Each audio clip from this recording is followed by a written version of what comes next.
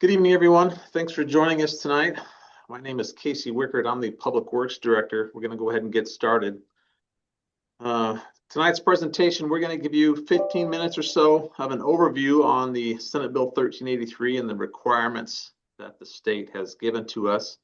Our solid waste manager, John Carlson, is going to give that presentation. And when we're done, we're going to open up the floor for questions. This will be standard of our Zoom meetings. If you have a question you'd like to ask us, just raise your hand. Our moderator will unmute you and call on you, and you can ask your questions. Alternatively, if you would like to type your question in the Q&A box, you can submit that on the Q&A button in written form instead, and we'll read that out and respond to those answers. So with that being said, John Carlson, go ahead and start whenever you're ready. Casey, thank you very much. Well, everyone, I'd like to start off tonight showing you a quick video that's on our website that you can always go back and view, along with other information about the new organics program. And then afterwards, we'll do a presentation, and as Casey said, then we'll have some time for Q&A. Beginning February 2026, Brentwood residents will need to make an important change to how they sort their household waste.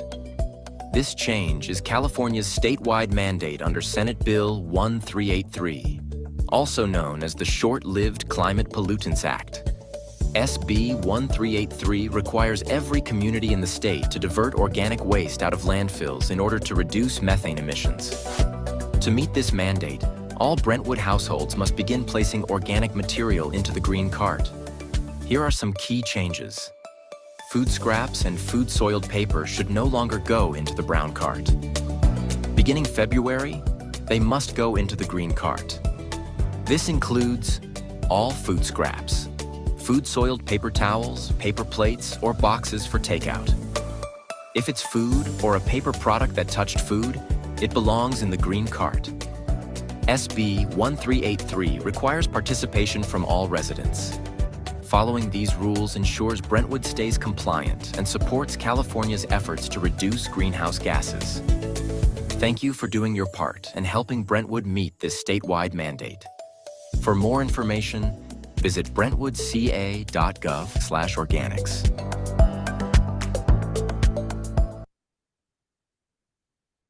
Okay, as you heard, SB 1383 is the law mandating these programs we're here tonight to discuss. It was passed in 2016 and officially in effect in 2022. This unfunded mandate requires California to reduce landfill disposal of organic waste by 75%. City requirements include providing organic waste collection for all residents and most businesses, conducting outreach and education to covered generators, establish edible food waste recovery programs, purchase compost and mulch and paper products to help close the loop, inspect, educate, and enforce generators for compliance with 1383. The city initially considered a plan in 2019 to avoid residents from having to sort their organics. That plan involved installing mechanical equipment on site that would have extracted the organics, recovered the methane gas, and converted the gas to energy. However, after 5 years of moving down that path, an extensive study on the matter, it proved unfeasible because the cost went from $50 million to upwards of $160 million. Multiple grant opportunities proved unsuccessful to cover these capital costs. Therefore, the city is now redirecting its efforts to comply with the mandate with this more traditional collection program. This program, as presented, will meet the state's unfunded mandates with no rate increases. So what are organics? For the purposes of the solid waste collection program, organics include food waste, food scraps, food-soiled paper, such as coffee filters, pizza boxes, green waste like yard waste clippings, tree trimmings, and landscaping and pruning debris. It does not include compostable bags nor compostable plasticware, as these items do not break down fast enough during the actual composting process of 6 weeks. So how will this affect the residents of Brentwood exactly? Beginning in February 2026, organics now have to be placed in the green cart. Up until now, organics would have been placed in the brown garbage cart. The cover of the new service guide that you see here illustrates this change. This program does not affect the resident's route day nor time of collection. The organic material will now simply be sent to a different processing facility for composting. What residents will see eventually are new color-compliant lids and labels. I'm going to show you some examples of the various new labels, which are in-mold labels and are blended into the lid itself. Here is the organics label that you see in front of you. QR codes are included for direct access to the website for more information on each of the labels. Here is the mixed recycling label. And lastly, here is the brown garbage label, where there will not only be a new label, but a new color compliant lid. What I mean by that is the state is mandating that we change the brown carts to have a gray lid to be compliant with the state's initiative to have all carts the same color for all three streams, garbage, recycling, and organics. Our green and blue carts will not be changing colors at all as they meet the state's goal, but must have the new label with the updated guidelines. We were given the option to replace every brown cart to a gray cart, or we could change just the lids. We are opting to just change the lid to save the city well over $200 million in material and labor costs just to comply with the state's color scheme. This conversion will take us 3 to 5 years to perform, and the state has given us until 2035 to comply. Another component of the law the state has mandated requires the city to develop programs to redirect food that is still edible into the hands of those in need. So back in 2023, the city identified edible food generators in the jurisdiction. This includes, but is not limited to, grocery stores and restaurants that have food for donation. The city created an MOU with the County Department of Environmental Health to implement the program and conduct inspections. Edible food is currently going to local county food banks. SB 1383 also requires jurisdictions to procure recovered organic waste products such as compost, renewable gas, or electricity. Brentwood will meet this requirement primarily through the purchase of compost and mulch, and will use on city parks, trails, and public giveaways of these materials.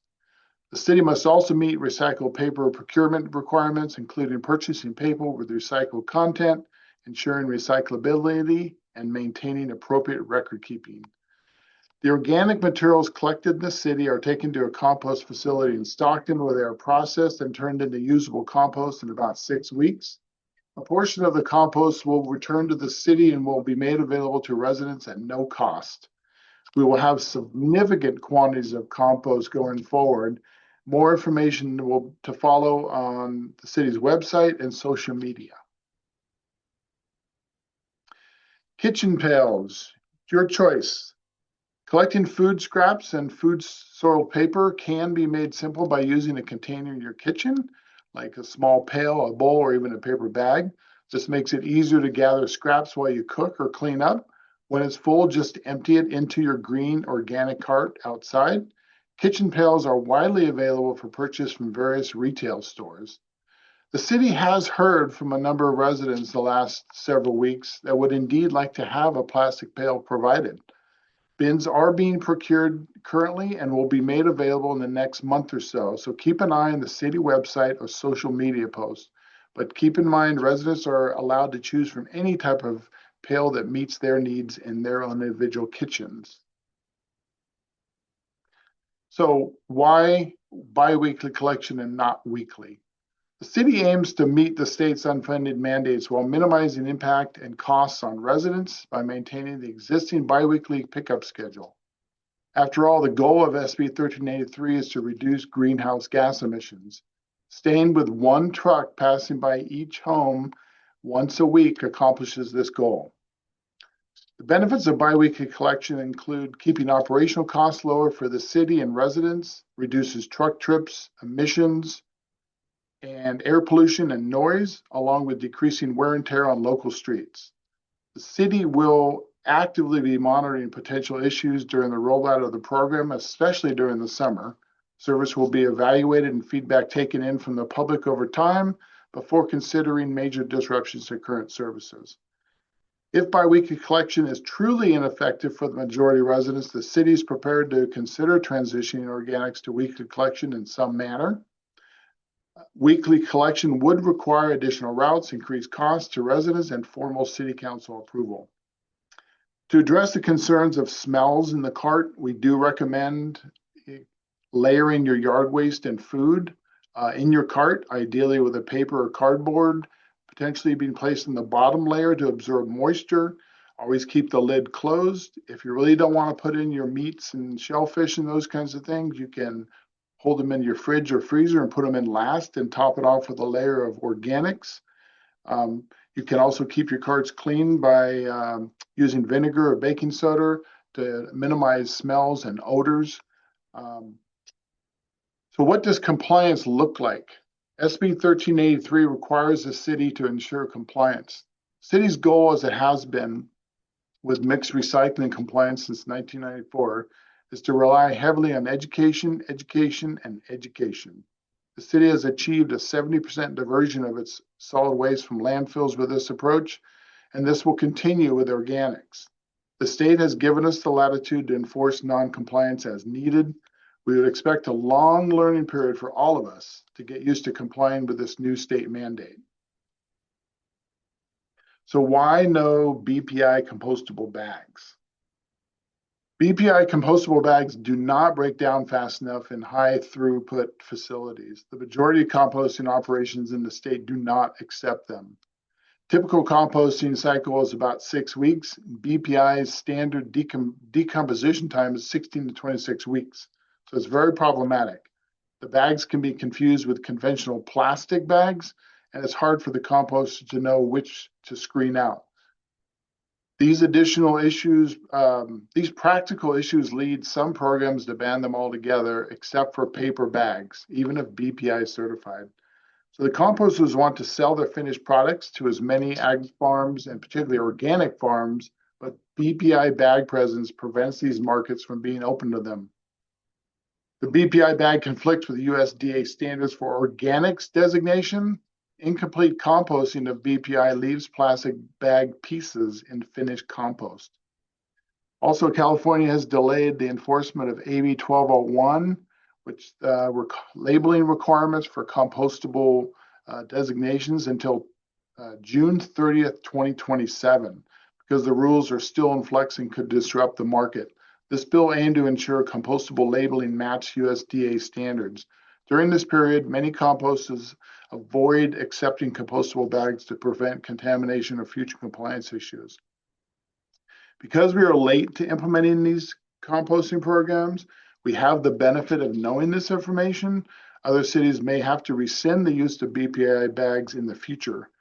The city does not want to accept and have to ban these items later when the state makes a decision. I thought a comparison of our basic 32-gallon cart to surrounding communities might help illustrate the state's rates are substantially lower than our neighbors.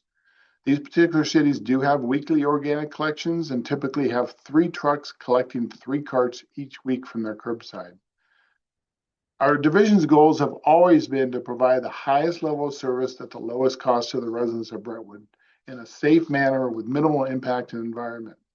This garbage rate is a separate line item on your bill, and it is combined with your water and sewer charges.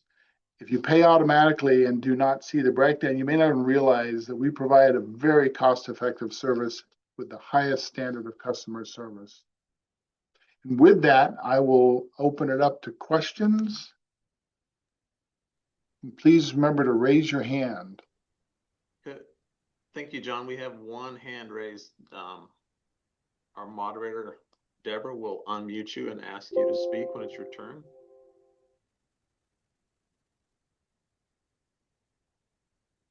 Danny, go ahead. Great. Thank you very much. Okay, first off, I understand the state's the state. And that's where my understanding ends. I know it's been discussed about the weekly green pickup. Where I am losing the plot is if the brown is not going to have as much waste. One would think that the brown could go into that every other week process and the green would go every week. That seems to be a cost neutral type of idea, unless it costs more to pick up green than it does to pick up brown. And I know you'll hear this from other people, but for the record, um, the smell is one thing, but the potential for diseases, I mean, there's going to be some biohazard waste in there, unless there's going to be yet another separate thing for whatever. Um, and then my one question is, how would you know if whatever I put in the brown would fall into the category of green? Are you guys going to tear through my little plastic bags? Is it going to be a weight thing? Um, and if one is quote unquote busted, what are the ramifications? Because I feel like a lot of the stuff you said, and I wish I had written it down, talked about profit. The compost people won't make as much money. Um, the breaking down of material isn't fast enough for these composting companies to make money. You, you claim that it's not affecting us, but it is. And lastly, yeah, going back to the once a week, to consider it, if you lived here in Brentwood in the summertime, I don't even know why it has to be considered. That plan should really be in place. And that's it for me. Thanks, Danny. I'll go ahead and start. John, you can jump in if I get too far off track here, but there's a couple of things. I wish it were as simple as let's swap the brown and the green, but in reality, we anticipate about 1 to 2% of your garbage is actually going to be organic food waste. So if I were to swap the brown and the greens, everybody would have to get bigger brown cans, and that would cost the residents more money. So we don't think that makes much sense to start with. We're certainly open to it if it becomes something that we find that there's a lot more food waste than we realize. But every other agency that we talk to, they say it's a very minimal amount of food waste that ends up coming out of the brown can and going into the green. So start with that. And then you also asked how we're going to determine if something goes in the brown cart that should have gone in the green cart. We're actually required to audit every quarter the garbage, and we check it for organic. So that doesn't happen at an individual household level. It happens at the truckload level. So once a quarter, we'll take a truckload of garbage that comes into the transfer station and we'll peel off. There's a set procedure for it. I think we take 200 pounds of material and we do an audit of that 200 pounds, and they look for how much of that is actually organic and how much is actually just garbage that's supposed to be in there. And that's how we get measured on our compliance. We have no interest in becoming garbage police and enforcing problems with people. So our focus is going to continue to be educating residents on, hey, these things are supposed to go in the green and these things are supposed to go in the brown bin. We really don't want to get into ramifications of how do we enforce things unless we really have to. And I think we're a couple of years away from having to even consider that at this point. We're just trying to roll the program out and educate the people to get started with. That is correct, Casey. I just want to add that all of our trucks are equipped with colorized cameras. So when they dump a cart, they can see everything that's in their hopper. And so just like how we monitor contamination in the recycling stream now, we would do the same in the organics. I mean, if you put a TV in your organics cart, we're going to see it and we're going to flag it and we're going to write a tag to leave behind to educate the residents on what belongs in the green cart and what does not. And so it will happen at that level. And like Casey said, also at our transfer station with the larger trucks. But we use that information to educate residents. We don't fine currently residents for these types of things. Down the road, it could come to that, but that's years away. We want to try to use education. And one more thing that Denny asked about why we didn't consider going to weekly. We talked to a lot of different agencies, including agencies that had biweekly organics collection and some that had weekly collections. There's more that do it weekly than biweekly, but the ones that we talked to that had biweekly collection were in a very similar climate to us. And they reported that the same concerns that residents have here in Brentwood, their residents also had, and it turned out to be less of an issue than they thought. That being said, we are committed to keeping an eye on this and tracking this issue. And if it becomes bad enough, we're okay going to weekly collection. We just have to understand that there is an additional cost to that, and we would have to take that to city council, and we'd take it to the residents and probably do a citywide survey to see how many people are willing to pay the additional cost for the benefit of having it done weekly instead of biweekly. Our first priority is keeping the rates as low and as competitive as we can. And the way we can do that is to try this at first with biweekly collection and evaluate it from there. And if it turns out that we need a change, then we're happy to look at a change. Deborah, you ready for the next one?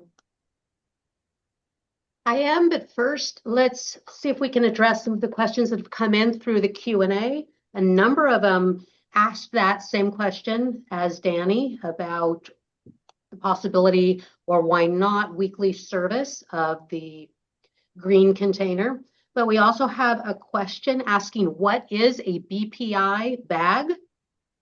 And maybe if you can also provide some suggestions for insect and rodent control. And we've had a few questions of those concerns. Let me cover the BPI bag real quick.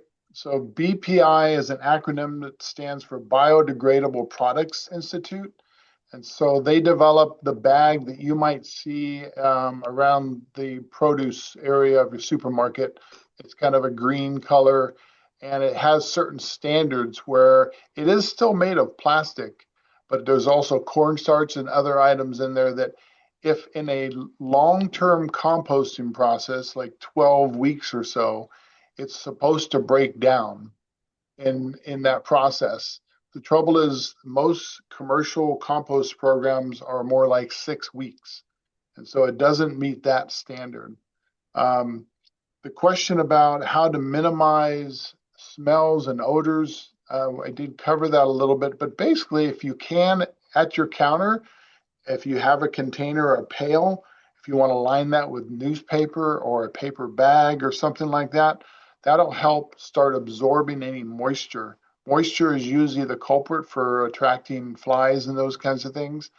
And also exposure to air. So if you wrap it up in a bag or a newspaper and take your food waste out and layer your food with other yard waste materials, kind of like making a lasagna, they call it. So if you home compost, you know what I mean by the layering. You layer the materials. So you're going to put food, then yard waste, and food and yard waste. And ideally, any moisture at the bottom of your cart, if you want to put paper shredding, newspaper, cardboard, anything that absorbs the moisture, that's ideal. If there are smells and those kinds of things that you want to get rid of, you can use solutions with vinegar, you can use baking soda, you can use different things that are pretty cost effective to knock down odors. If you need to wash your cart, you can rinse it out on your lawn. It's perfectly acceptable. There are a lot of biodegradable cleaners that you can use, like Simple Green, those kinds of things. And those all help cut down on any types of odors or smells, keep the carts clean. I hope I answered that question.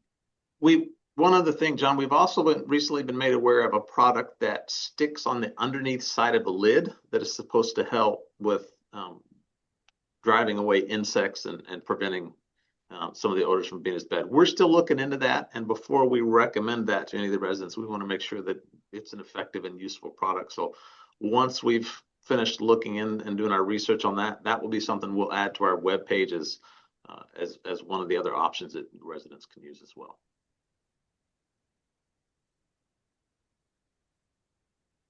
Okay, our next speaker is Michael Bennett. Go ahead, Michael. Hi, thanks. I'm familiar with the issue with the BPI certified compostable bags. However, are you guys aware of CMA approved compostable bags? I have not heard of CMA. Tell me about it. So I can send a link to a document that I'm looking at now, but basically this issue with BPI certified compostable bags not decomposing quickly enough is being addressed by the newer CMA certified compostable bags because they do break down much more quickly. And in fact, companies that won't take the BPI stuff will take the CMA bags instead. That's encouraging. Yeah. So we're always open to any new technologies. And so we'd rather ease into something that works. And I think that's what I hear the state is trying to work on is getting the standards squared away to meet with the large composting operations in the state. So we will definitely look into the CMA bags. And if they're acceptable to our compost processor, then we can start utilizing those. So I would say look to our website and social media if you see any changes in that regard. Okay. As a follow-up to that, obviously this is a statewide change that lots of communities are going through over the past several years and for the next several years.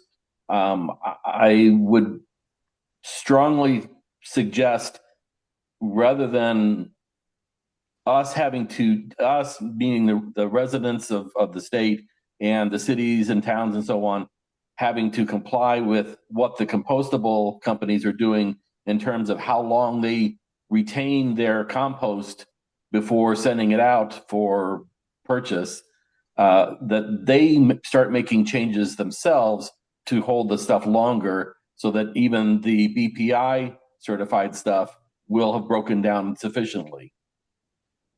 Yeah, I understand what you're saying. There are processes where you slow it down and take a 12-week cure versus a 6-week. So yeah, we work with our processors pretty closely, and we're going to be monitoring this situation going forward. Okay. Also, back to the one of the questions that the previous person, Danny, I think his name was asking.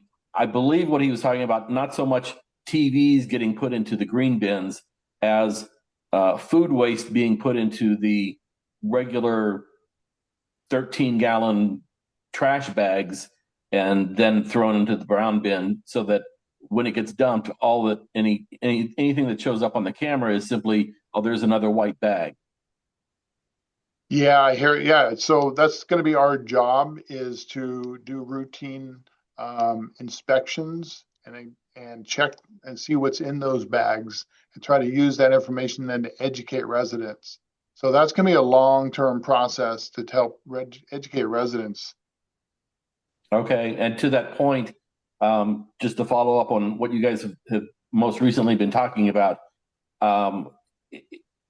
there's a lot of people in California, obviously. It's going to be very difficult, I believe, to get them to change their habits and jump through 2, 3, 4 hoops in order to comply with this unfunded mandate. I would strongly suggest we focus more on how can we make this as easy for our residents to do as opposed to how can we best comply with the mandate. Talking about washing out your bins every once in a while and doing this layering, that kind of stuff, that's not going to fly. People already have enough to do as it is. They're not going to spend another half an hour every week treating their green bins like it's something like a lasagna. Okay, understood. All right. Thank you. Thank you.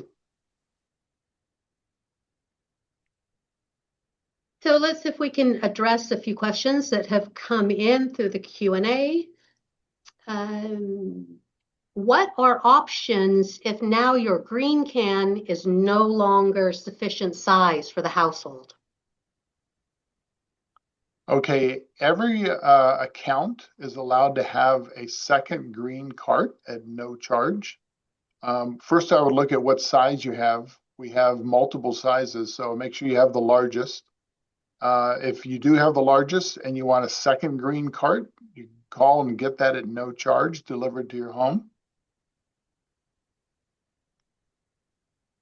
Okay, we also have a question that is asking how to dispose of used cooking oil.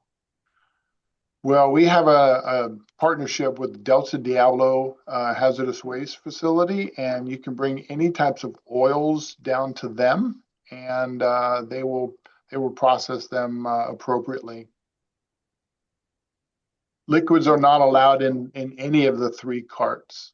As you can imagine, it's hard to handle if it gets dumped in our truck. It can spill during the collection process. Okay, one last question from the Q&A. Is there any training available for home composting? There are actually. The county offers classes. There is a link on our website. Now, they don't, I got to double check for this year's classes. I haven't gone and seen how many classes they have, but usually have 3 or 4 a year. If there is a demand for composting classes, we can see about possibly, getting some more classes added to that. We can work with the county to add classes to the list. Okay, next we have Delia, Colorado. Delia, go ahead.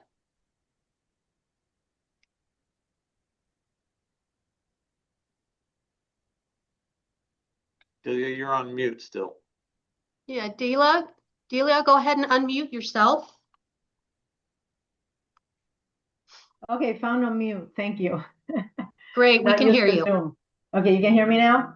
Yes. Okay, perfect. Thank you so much. I just really wanted to thank you, first of all, for having this informational meeting, because it's great to be able to have the information from somebody live as opposed to having to find it through websites or whatever. So I really appreciate it. And I appreciate the willingness of Brentwood to try to do what they need to do with not raising costs. So I really appreciate that as well. The last thing we need is really more cost associated with anything. And I am always up for doing something for the environment. So I also appreciate the fact that we're doing something good for the environment. And I'm sure that we'll eventually get through all the hoops that we need to jump in, and we'll be fine at the end. The only thing, and this only applies to me and my neighbors, is that we do not have a green waste can because we don't have green waste. So I don't know if you guys are going to provide all of our neighborhood a green can, or because we don't have green waste, we don't need a big green can. I don't know if there's a smaller green can, or how is that going to work for a neighborhood like ours that does not we don't have yards. And the front of our houses is taken care of by the association. So they take care of removing the green waste. So thank you so much. I really appreciate it. Again, that's my question. Delia, that's a great question, and I'm glad you brought it up for those that are in similar situations. So initially, we decided to roll out the program to our standard single-family homes, of course, that have yards and such. The next phase includes mobile home parks, HOAs with separate landscaping services where the homes don't have individual landscaping, multifamily units and those kinds of places. So you will be hearing from us. We know you're out there, and the next phase is to reach out proactively and contact your HOAs and mobile home parks, and you will be provided the smallest green cart that you can put your food scraps in and then put it out along with your other carts. So thank you for asking that question. It's coming soon.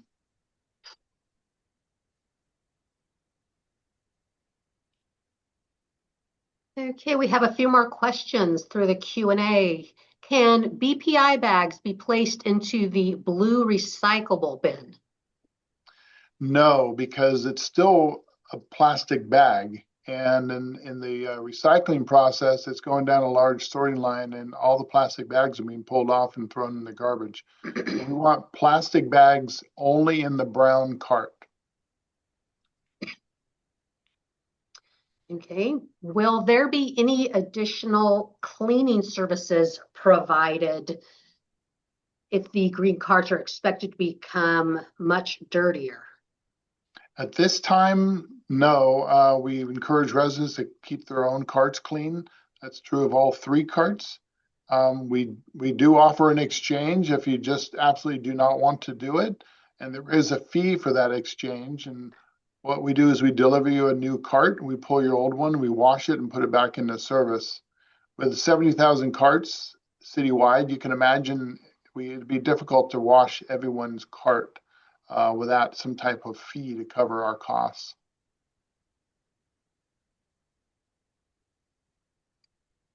Okay, we have another attendee with their hand raised. That is Carolina Villaseca. Go ahead, Carolina. Thank you. I would like to get a little more information about the gray lid that we're going to be getting. The other cities may have similar climates, but we're in farm country. Like where I live, we have little rodents everywhere because people have vegetable garden, fruit trees. There are empty lots, and you could see the little chipmunks burrowing under the street from one side of the street to the other and popping up on the other side. And we, the rodent family gets very adaptable, and they figure out like there's the food, let's go get the food. So the concern again is the smell, and lasagna is not going to work. We don't have enough cardboard. We don't get newspapers. We get our newspapers online. I'm not really sure where we're supposed to get shredded whatever to put in the bin. So if you could please talk about the lid. And in the summer, you're definitely going to have to revisit that, because when it gets to 114 degrees for 3 days in a row, that stuff is going to cook and the smell is going to be atrocious. So I'd like to know more about the lid, please. Carolina, can you clarify? You're asking about the new gray lid that'll be on the brown carts? Correct. Oh, okay, yeah. So we have to put new lids on all the carts so that we have a new visual education component. But the color is changing because the state wants all 3 carts to match their state color scheme. And so they want everyone to have gray or black carts for garbage. They want everyone to have blue carts for recycling and green for organics. Now, we have a brown cart, and we fought for years to get brown included as one of the garbage colors that's acceptable. They would not relent, and they said you can use gray or black. And then we pushed harder, and they finally said, well, you can just change the lids, and you don't have to swap all the carts. So that's kind of where we're at. We agreed we would just replace the lids because we had to add the labels on top anyway. And so that's kind of how we got with a brown cart and a gray lid. I don't care about the color. Yeah, so the lid will be exactly the same style you have. It'll just be a different color, and there'll be a label on top of it. Language. That's why we have to replace the lid. They have a specific verbiage that they're making us put on the lids, and that is the only reason why we have to exchange those lids. I feel your pain. No, I was going to say if the lids don't fit more tightly, you're going to have rodent problems everywhere, because they're going to figure out how to open the lids and get inside the can. If you park your car in the driveway or in the street and you have to move it every 24 hours, but not on your driveway, you will find critters that have left droppings underneath your car, and those critters may actually be inside your car. And that's if your car doesn't have any smells. So imagine a trash can that's been sitting out there forever in the sun, baking, decomposing, and smelling. In the communities we've talked to that have biweekly service, they just really have not had that problem. And some of them All are right. in the foothills, and they actually even have bears and other rodents and such. But like I said, we are going to monitor it, especially this first year and first summer. And, we'll take in the feedback from the residents and make appropriate steps from there.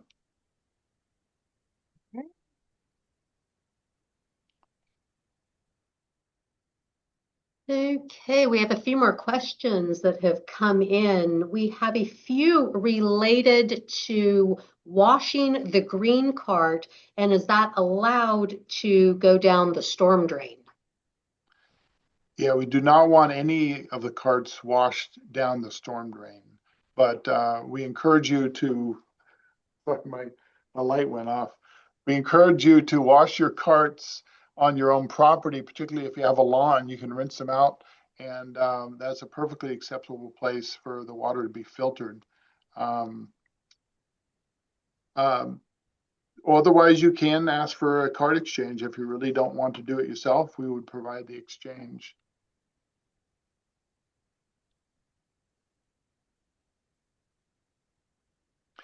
The other thing I would mention, have seen, and you may have seen in the Brentwood Press and other periodicals, there are companies out there that do provide cart washing services on site. So you can always take a look at those. I can't recommend any, but I have heard of several companies locally that do provide that service. Okay. We have a question related to violations. The question asks, when your audit is conducted and the city is found in violation, will there be a fine? If so, will those costs be passed on to the customers and will rates be increased? In theory, yes, but we're doing everything we can to comply with the state mandate. And rolling out these programs now, as we are doing, is meeting the requirements of the state regulations. So we do not anticipate receiving any fines from the state. There are other communities that aren't as far along as we are, and they have not been fined. So I think the state wants to ensure that communities make really good, strong, good faith efforts to comply, and only the serious, offenders will probably be fined. But we don't plan on being in that group. Okay. We have a question asking, what is the cost of a cart exchange? Card exchange, I believe, is $50.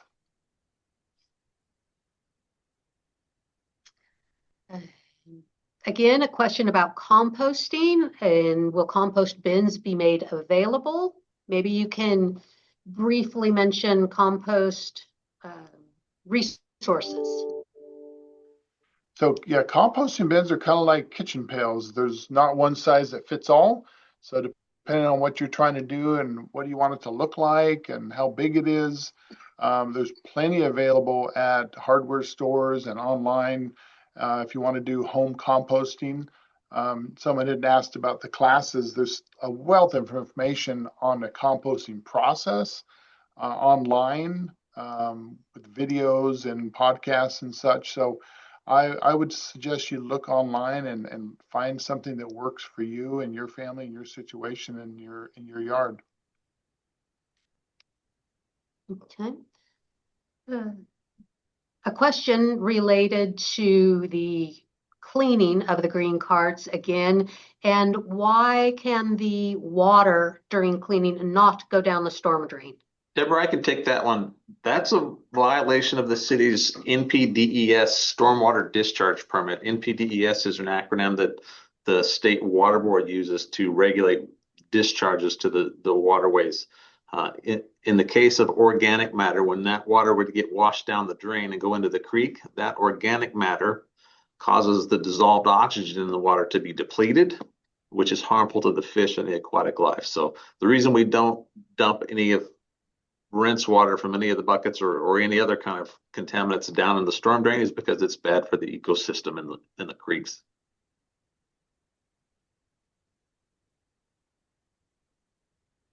Okay. So maybe we've received a few more questions. Again, maybe these were late attendee joiners about why green will not be picked up weekly. Maybe just again, a brief overview of that for those who may have joined us late. Sure, I'll touch on that one again. The real reason is we're trying our best to maintain the existing low rates that we have. Any increase in service to do the green waste weekly would cause us to have additional trucks and additional routes and have an additional cost that would have to be borne by the ratepayers. We talked to other agencies. Their residents had similar concerns to what we're hearing. You know, the length of time, 2 weeks is too long. It's going to smell bad. All those things. They had the same fears, but ultimately they found that it just wasn't as bad as everybody was anticipating, and they ended up keeping it bi-weekly, and they're doing just fine with that. So our opinion is let's try that first because that's the low cost option for the residents. If it doesn't work and we have to switch to weekly, we're happy to make that adjustment. That'll go to council, and we'll get some public input. We'll do a survey and see who wants to pay extra for weekly and who doesn't. We'll have that transparent process, but we really don't feel like it's the right thing to do to just automatically increase the service and increase the rates without at least trying this first. Okay, we have a few questions relating to compliance and how will the city be enforcing compliance, if at all, and how do we know that residents, customers, businesses are following these rules, and maybe how compliance will be rolled out? Well, compliance will involve drivers checking what they dump at the curb. They have cameras so they can see what's in the hopper. And they'll be using tags to educate the residents, so they'll get information and feedback from the driver as to what belongs and does not belong. And we will be using education for a long period of time because it's all going to take us a while to get used to this new process. Down the road, we may have to come up with other things to try to use more carrots and eventually maybe a stick, but we don't want to have to do that. We're going to try to educate our residents to meet the compliance. Okay. We have a question from Maureen Hatfield. Maureen, go ahead. Yes, hi. Just a clarification question. If washing out the bins to the storm drain is not okay, it raised a question with me. How is that different from water from a garbage disposal, water from a washing machine? Great That question. Those water from the drains inside your house, meaning your dishwasher, your garbage disposal, all that goes to the wastewater treatment plant. That water does not go to the creek. It goes to a treatment facility where it undergoes a okay. very involved biological treatment process, and that cleans all those organic material out of that water before it's discharged as clean water or recycled water, either Okay. back to parks and recycled water system throughout town. Okay. Thank you. Gotcha.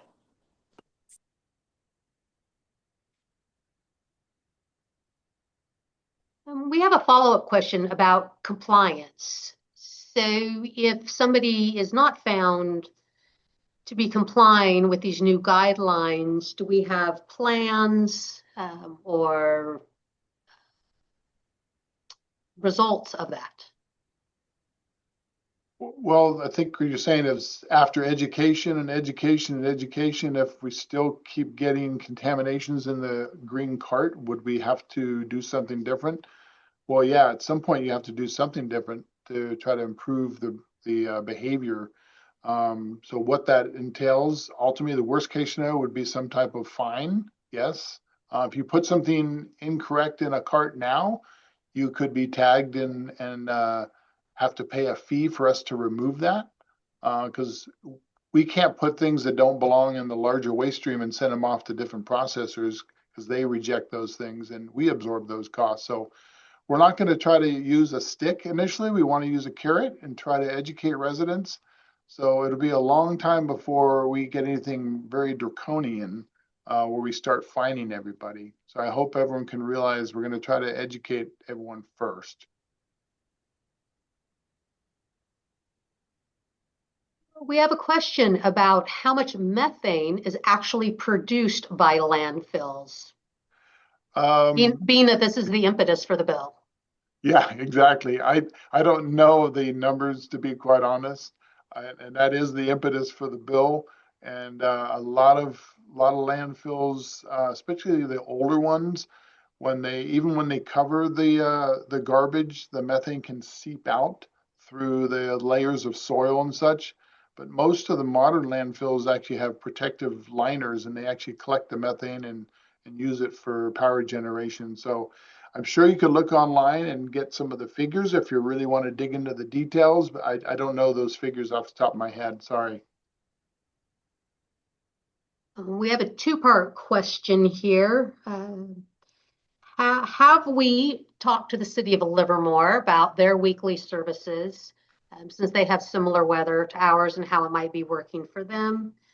And also the second part, back to cleaning the carts, the storm drain, how is that different than leaves that are going down the storm drain? Well, I'll cover the Livermore. We've talked to many cities, and as Casey was saying earlier, we really feel that for our residents, the best approach is to start with the biweekly collection, see how it goes, and if it really is not working down the road, we can alter. But we feel that one truck going by the home once a week is the best for the city of Brentwood right now.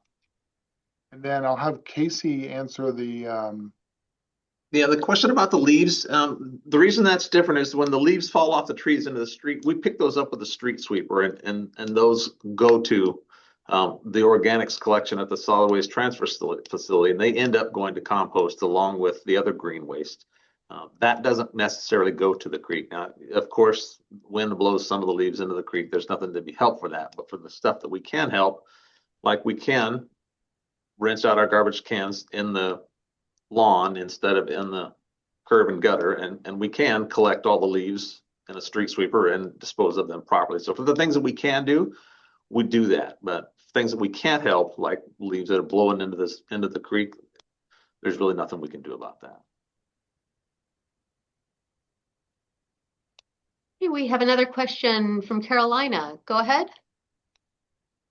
When are you going to start checking pickups? Like, when does this start? Oh, well, we're always checking pickups. The driver can see everything that he dumps into his truck. We have cameras in the hoppers. It's colorized monitors inside that they can see. So that's always occurred. Okay, but no, I'm talking about this specific program, because like this is the first I'm hearing of it. So when is this going to start in earnest? Well, for the recycling and the waste. The drivers are always monitoring all three streams, but including organics where it's changed. There's definitely going to be sort of a grace period where we know residents may not quite know everything that goes in. So they'll be monitoring it, and they'll tag and try to educate residents with feedback when they see egregious contaminations initially. And so, yeah, it started now. So I think what Carolina is asking is, when are we going to move from education to enforcement? And the honest answer is, we don't know exactly. The program is still, we're 2 weeks into it, and we realize this is going to take quite a while for people to learn how to do this and get in the habit of moving things around. It's a hassle. We understand that. It's an inconvenience, and we sympathize with that, and we're not in any rush to move into an enforcement phase. So the honest answer, Caroline, is we don't know yet. We'll have to monitor this, and it's not just the guys checking the cameras when they dump things into the garbage truck to make sure that the process goes smoothly. It will also depend on the audits that we have to do with the transfer facility. And I alluded to that earlier. We'll take a garbage truck and we'll dump a big pile of garbage out, and we have a company that comes through and audits that pile. So they will literally go through that entire truck, take out stuff, take it out of a bag, separate things that are organic from things that are not.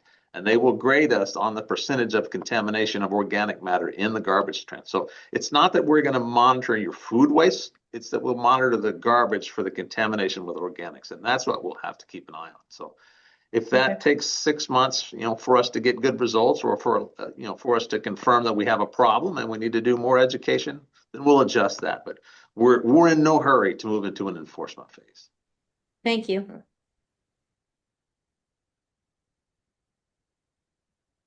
We have a follow-up question relating to how and when the new cart covers will be installed.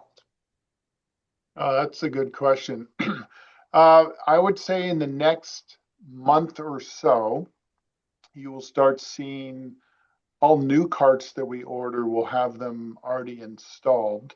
And then we're going to get large amounts of each color and size lids brought in. We're going to have a dedicated team going around and swapping out the lids throughout the city. So whatever carts are out, when they go by, they're going to be swapping those lids. And as you can imagine, it's going to be a long process because not everyone has their carts out at the same time. They don't have the same colors out at the same time. But that will be kicking off within a month or so.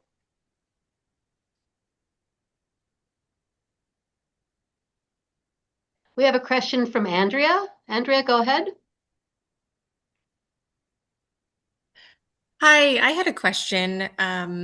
So if people are using black trash bags in the brown can, how will that get monitored to see if people are complying? Or sometimes our trash guy goes through our trash with a flashlight and picks things out of it and throws it out on our curb for us to deal with. So how do we go about that to make sure that I don't know. Well, the black bags there, when we do random audits, we will be opening the bag to take a look and see what's in there. So we would just do a visual inspection either at the site of pickup or back at the transfer station. You rip bags open and see what's inside there. The black bags are definitely not allowed in the organics. So we will be trying to remove those ourselves at the pickup sites and at the transfer station, and ultimately at the compost facility too. So I hope that answers your question. Andrea, if you could do us a favor and give us a call tomorrow and ask for me. We shouldn't have anybody going through your garbage with a flashlight at the curb. That's not something that's typical of our process. So give us a call tomorrow, and I'd like to learn more about that. Okay, yeah, I will. I'll give you a call tomorrow and we'll talk. Thank you. And Deborah, before you move to the next one, we're starting to see a slowdown in the questions. So I want to put a 5-minute warning out. If there's any last questions, please get those in, and we'll wrap this up here pretty soon.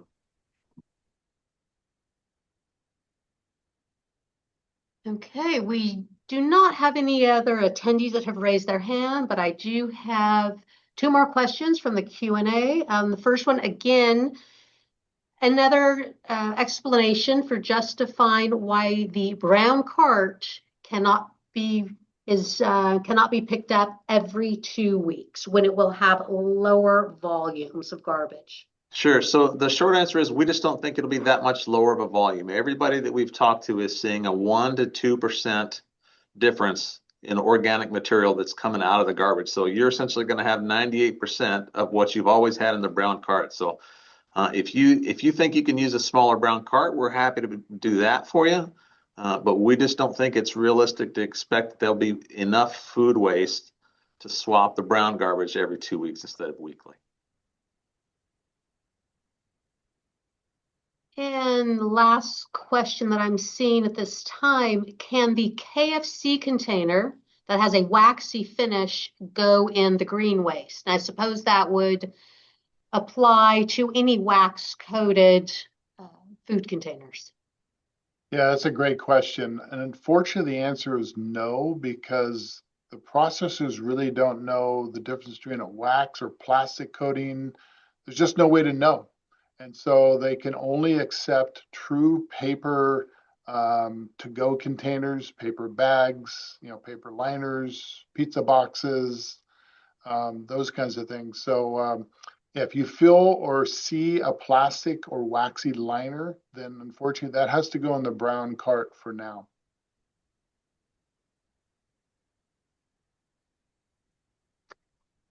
We have another question from Maureen. Go ahead, Maureen. Yeah, hi.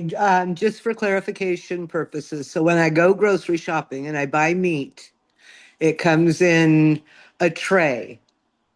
That does not go into the organics, correct? If it's the foam, then no, that goes in the garbage. If it's some type of paper tray, then it could go in the organics. A lot of Okay. times they'll have that absorbent pad that's underneath the meat on top of the Yes. plastic. That absorbent pad can go in the green waste. So I did it correctly. Okay, cool. Yeah.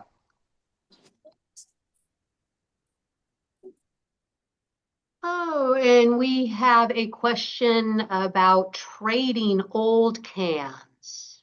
Can you talk about that option or if there's a charge involved? Absolutely, yeah. Anyone can exchange their carts at any time. There is a fee, and that fee covers the cost for us to bring out new carts, pull the old ones, wash them, and put them back into the system. So you can call anytime and get exchange done on the next service day for any of the colors you have.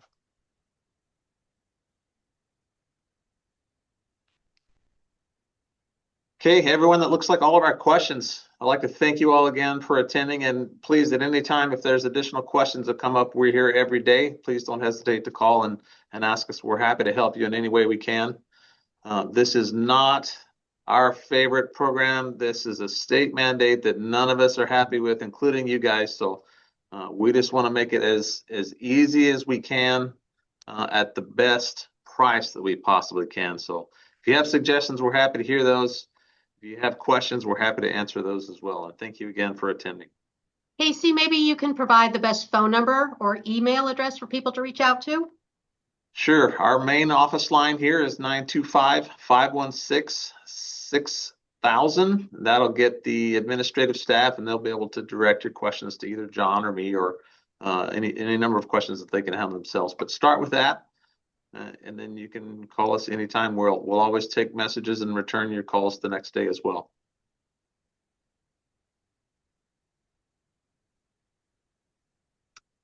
Okay. I think Thank we're you, Deborah. finished. We have no other questions. Thank you all for attending. Thank Thank you you. all.